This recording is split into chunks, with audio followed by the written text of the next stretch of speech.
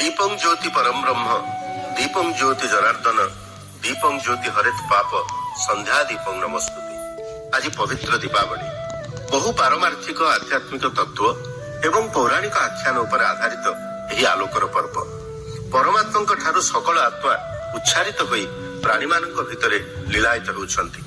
परमात्मा सृष्टि सर्जनकारी इच्छारू स्वयं परमात्मा निज ठारू अंश दे आत्मा मानक देहवंत करी सृष्टि को सुंदर करने पठेइछंती। जेपरी गोटे दीप ठारू आलोक नहीं असंख्य दीप जली उठंती सेही भली परमात्मा आलोक रे आलोकित आमे समस्त प्राणी।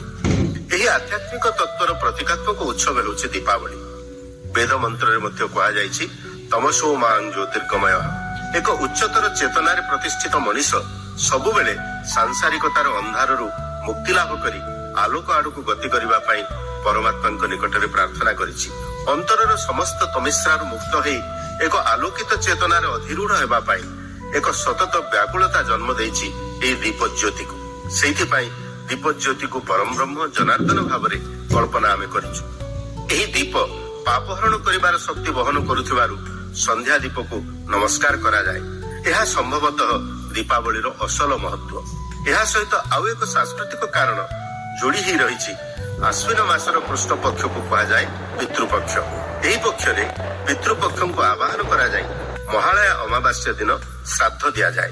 सही पितृदेव माने एतक दिन आम गृह अवस्थान करती।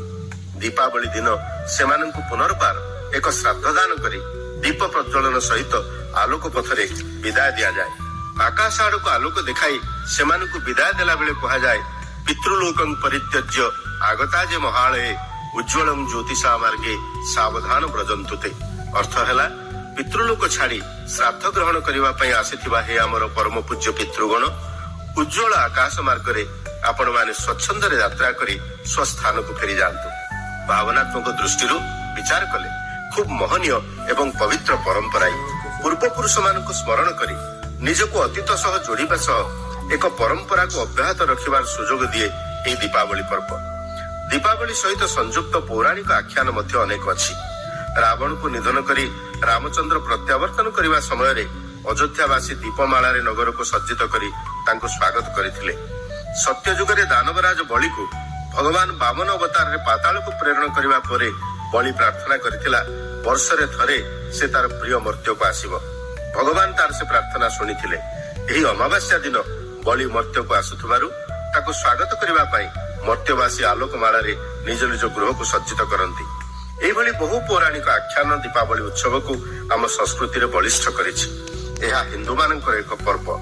हिंदू मानक मध्यरे सकल संप्रदायर व्यक्ति विशाल भारतर कोण अनुकोण रे एहाको पालन करंती। ए समस्त आख्यान एवं अन्यान्य वैज्ञानिक कारण पछरे दीपावली उत्सवर प्रमुख महत्व हेउछि एहार आध्यात्मिक विचार। करुणावतार बुद्धंकर गोटे बाणी हेउछि अप्पो दीपो भव।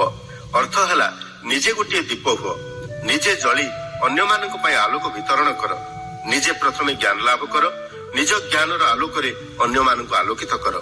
समाजर अज्ञानर अंधकार दूर करबा पई प्रत्येक मनुष्य को गोटे गोटे दीप भली हेबा पई आह्वान देथिले महामानव बुद्ध।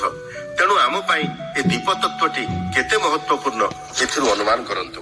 सत्ययुग ठारू ए पर्वर सूचना मिलुथबा हेतु एवं एही ज्योति एक प्रतीक होइथिबारु एक आध्यात्मिक उपलब्धिर पर्व भाव दीपावली को ग्रहण कले आमर आत्मिक उन्नति हेब।